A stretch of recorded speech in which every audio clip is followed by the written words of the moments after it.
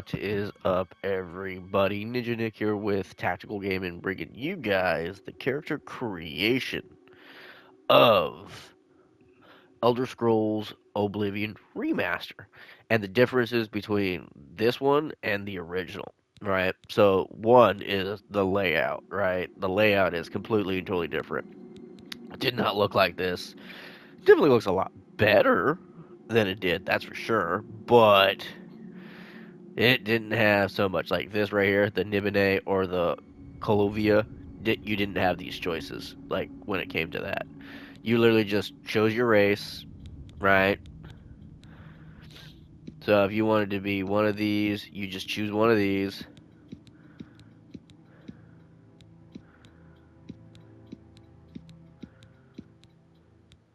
That's literally what you do, and then you just go from there.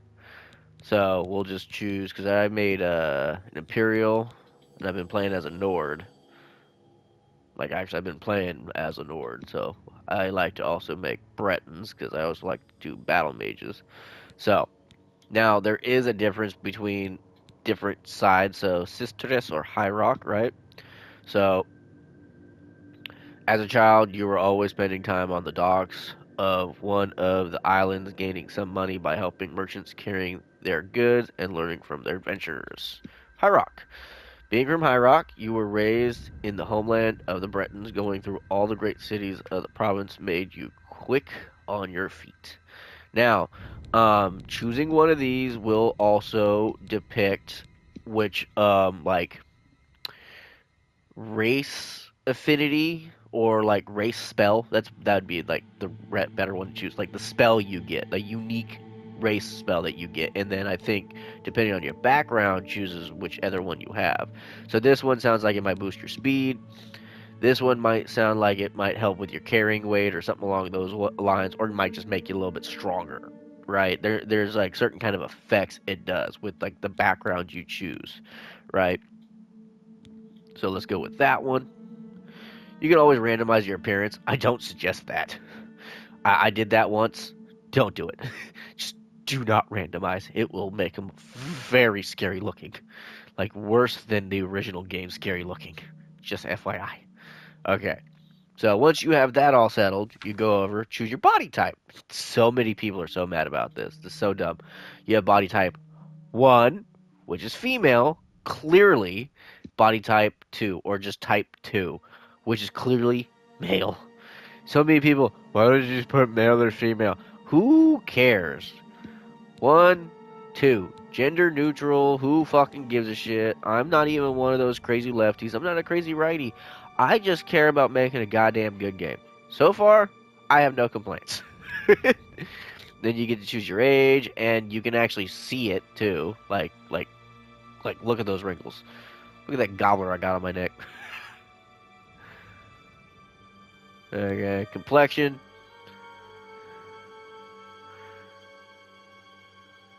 Look at that. Tan as fuck. Just kidding. He ain't like super pale. Like how he is. Whoa, fuck. He's shiny. There we go. Let's get him a little bit of skin color. There we go. Okay. So, here's something else, right? Once you get to the head and hair, there's going to be an L2, R2 little selector, right? To where you can actually choose stuff too, right? So here's your brow, cheek, chin, eyes, like all that stuff. I generally never mess with that. Because once you start messing with that, you can end up making your character look really bad. Now, there is a reset all button right there at the bottom. It's triangle. So there you go. That's also a positive. So if you feel like messing with it, go for it. I generally leave that crap alone though. I don't like it. Now, here's something I really liked was this aspect, right? Was the eye selection. The eye selection is so insane. I love it. Like I love it. Like just like watch, look at this. Like so many eyeballs that you can choose from. Like so many different types. Like so many. If you want to cosplay as like a demon, you can. If you want to be like a freaking vampire overlord or like a unique kind of vampire or a unique kind of demon or maybe even like a splice of a demon race or something like that. There you go. I mean, there's like so many different things. There's so many different eye colors. This is awesome. Ooh.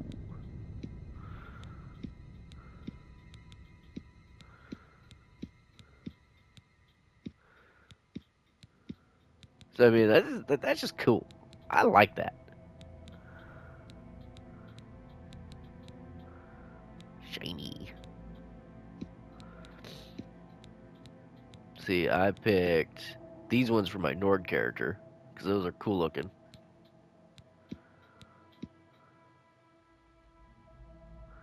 I just like those eyes. Those eyes are cool looking.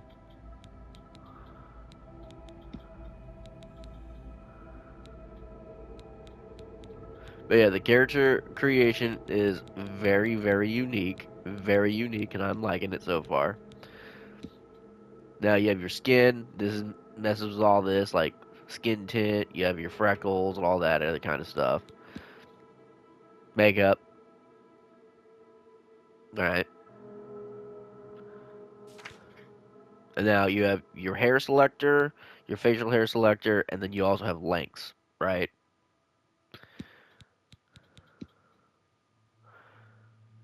That looks so funny.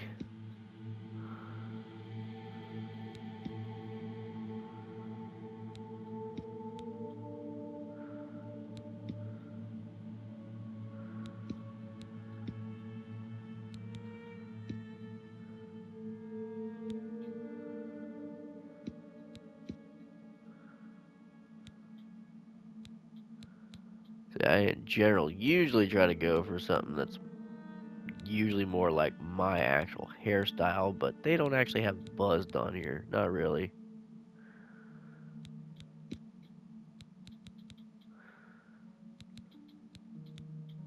Go with that one. We'll go with that one. Heck yeah. Nope, nope, nope. Go over to color. Now, here you have like the color of everything, right?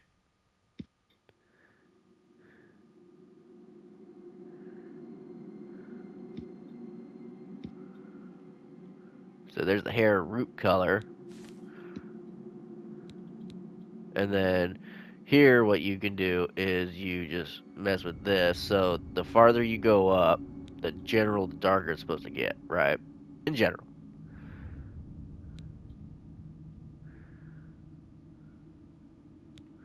Now you also have salt and pepper. See?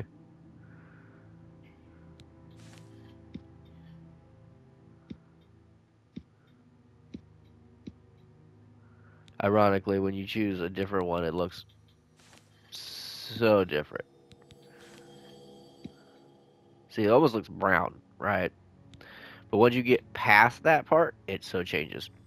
Now, um, other things when it comes to your overall character and you get through the story of it all, which we're not gonna go through that. I've already done that with one character. You guys can see that. But when it comes down to understanding and selecting your main abilities and then just going from there, just choose what you want. After playing through with my Nord character, I found out that all your skills. Now, of course, your major skills. So choose stuff that you're going to use like you would in any other Oblivion playthrough in the old days. Okay?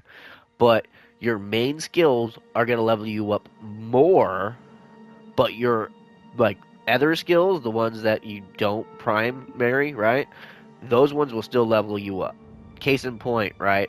I was leveling up my alteration skill to be able to use a very unique spell for the Mage Guild quest I was doing, and I was a little bit away from leveling up, just sitting there leveling up the skill, and then all of a sudden, after I used the skill and my skill leveled up, I leveled up to my next level. I was like, wait, hang on, holy shit!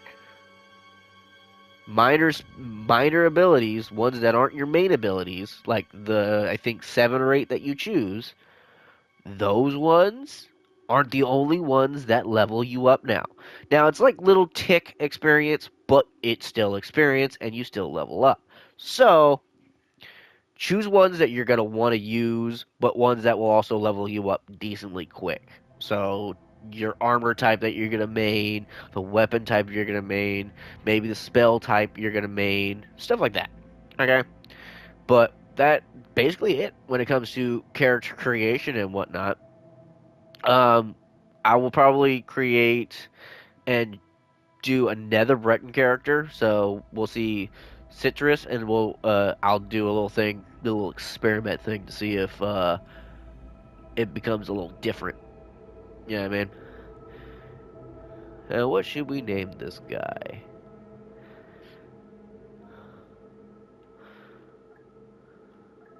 Let's see. Oh, what should we name him? I think one's name is Nico.